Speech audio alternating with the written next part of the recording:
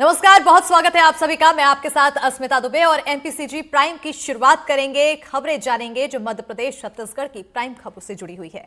बात करेंगे सबसे पहले नक्सलवाद की। जी हां, नक्सलवाद के खिलाफ एक्शन का असर अब दिखने लगा है। नक्सली युद्ध विराम चाहते हैं, शांति वार्ता चाहते हैं। सरकार भी नक्सलियों को पहले भी बातचीत का न्योता दे चुकी है और अभी भी बातचीत को तैयार है। साथ ही नक्सलियों के पुनर्वास के लिए नई नीति भी बनाई गई है। रिपोर्ट देखिए।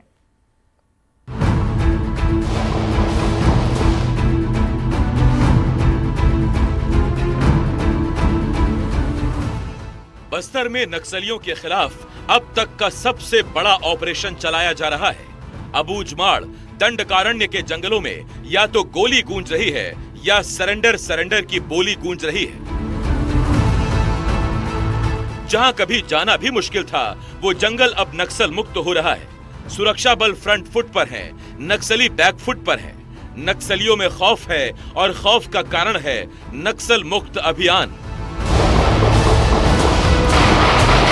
नक्सली अब युद्ध विराम चाहते हैं, शांति वार्ता के लिए टेबल पर बैठना चाहते हैं। इसके लिए नक्सलियों की केंद्रीय समिति के प्रवक्ता अभय ने एक पत्र भी जारी किया है और पत्र की एक एक लाइन नक्सलियों के अंदर पैदा हुए डर को सामने ला रही है। इस लेटर में 15 महीने में 400 नक्सलियों के मारे जाने का जिक्र है, इसलिए वो युद्ध विराम को तैयार है।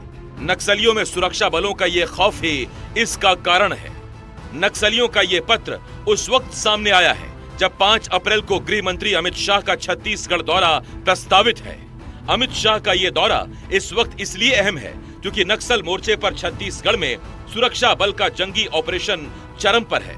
माना जा रहा है कि अमित शाह छत्तीसगढ़ सरकार की नई सरेंडर नीति पर मुहर भी लगा सकते हैं। नक्सलियों को मुख्य धारा में लाने के लिए बनाई गई नक्सल नीति का ड्राफ्ट तैयार है। नक्सलियों के शांति वार्ता के ऑफर पर छत्तीसगढ़ के डिप्टी सीएम और गृह मंत्री विजय शर्मा ने कहा कि सरकार पहले से ही वार्ता के लिए तैयार है। नक्सली जिस चैनल का इस्तेमाल करना चाहें मंजूर है, लेकिन शांति वार्ता बिना शर्त होगी। सीज फायर मतलब युद्ध विराम कहेगा। युद्ध विराम भाई, युद्ध विराम कहने का अर्थ क्या है? कोई युद्ध हो रहा है? कोई मामला ही नहीं है ऐसा। मैं इसमें बड़ी स्पष्टता के साथ आपसे कहना चाहता हूं कि बिना किसी नियम शर्तों के चर्चा जब चाहें कर लें, क्या चाहते हैं वो बताएं, उस पर काम किया जाएगा। परंतु ये स्पष्टता होनी चाहिए सबको कि कोई युद्ध जैसी स्थिति नहीं है। ये स्पष्टता होनी चाहिए कि नियम कंडिकाओं शर्तों के आधार पर कोई बात नहीं हो सकती है। मैंने पहले भी कहा कि मैं फोन पर बात करने के लिए तैयार हूं, वीडियो कॉल पर बात करने के लिए तैयार हूं। मैं किसी को मैसेंजर बनाकर भेजेंगे, उसकी सुरक्षा की जिम्मेवारी के साथ चर्चा के लिए तैयार हूं। माननीय विष्णुदेव साई जी के निर्देश पर हम लोग बिल्कुल ये चाहते हैं। मैं सोचता हूं कि हमारा केंद्रीय नेतृत्व भी ये चाहता है और इसलिए बिना किसी बात के कोई चर्चा चाहे तो हम करने को तैयार हैं। डिप्टी सीएम विजय शर्मा का दावा है कि देश में नक्सली सरेंडर नीति सबसे अच्छी छत्तीसगढ़ में तैयार की गई है, जिसके तहत 5 लाख के इनामी नक्सली के सरेंडर पर 1 हेक्टेयर जमीन और परिवार के एक सदस्य को नौकरी दी जाएगी। सेंट्रल कमेटी सचिव, पोलित ब्यूरो सदस्य के सरेंडर करने पर 1 करोड़ रुपए की राशि दी जाएगी। वहीं हथियारों और गोला बारूद के साथ सरेंडर पर भी राशि देने का प्रस्ताव रखा गया है। इसके तहत 5 किलो आईईडी के साथ सरेंडर करने पर 15,000 रुपए की राशि दी जाएगी। 10 किलो आईईडी के साथ सरेंडर करने पर 25,000 रुपए की राशि दी जाएगी। 20 किलो से ज्यादा विस्फोटक के साथ सरेंडर पर 1 लाख रुपए की राशि दी जाएगी। एलएमजी के साथ सरेंडर करने पर 5 लाख रुपए की राशि दी जाएगी। AK-47 या त्रिची असॉल्ट के साथ सरेंडर पर 4 लाख रुपए की राशि दी जाएगी। मोर्टार के साथ सरेंडर करने पर 2.5 लाख रुपए, SLR या इंसास के साथ सरेंडर पर 2 लाख रुपए, X-95 या असॉल्ट राइफल के साथ सरेंडर पर 1.5 लाख रुपए मिलेंगे। नई नीति में सिर्फ नक्सलियों के लिए नहीं, बल्कि पीड़ित परिवारों के लिए भी कई तरह के मुआवजे का प्रावधान है। सरकार का लक्ष्य है ज्यादातर नक्सली सरेंडर कर मुख्य धारा में लौट आएं, ताकि नक्सलवाद के नासूर को खत्म किया जा सके और नक्सलवाद की वजह से पिछड़े इलाकों को विकास की धारा में जोड़ा जा सके। रायपुर से एनडीटीवी के लिए जुल्फिकार अली की रिपोर्ट।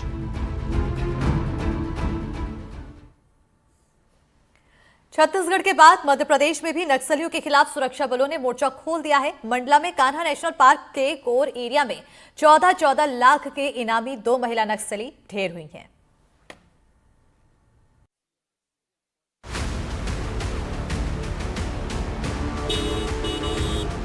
मध्य प्रदेश के मंडला में हॉक फोर्स ने 2 महिला नक्सलियों को ढेर किया है। कान्हा टाइगर रिजर्व के पारसा टोला के पास हॉक फोर्स और नक्सलियों के बीच हुई मुठभेड़ में ये दोनों नक्सली मारी गयी। दोनों महिला नक्सलियों के नाम ममता और प्रमिला हैं, जिन पर 14 लाख रुपए का इनाम घोषित था। इस वक्त खड़े हैं, ये भिलवानी का कैंप है। ये भिलवानी का कैंप कोर एरिया के बाहर का कैंप है। यहाँ से कान्हा नेशनल पार्क का कोर एरिया शुरू होता है और इस एरिया से लगभग 4 किलोमीटर दूर वो गनेरी दादर है, जहाँ पर उन महिला नक्सलियों का एनकाउंटर हुआ। ममता और प्रमिला ये दोनों महिला नक्सली कान्हा भैरव देव दलम की सदस्य हैं और एक प्रमिला जो है कान्हा भैरव देव के सचिव की पत्नी है।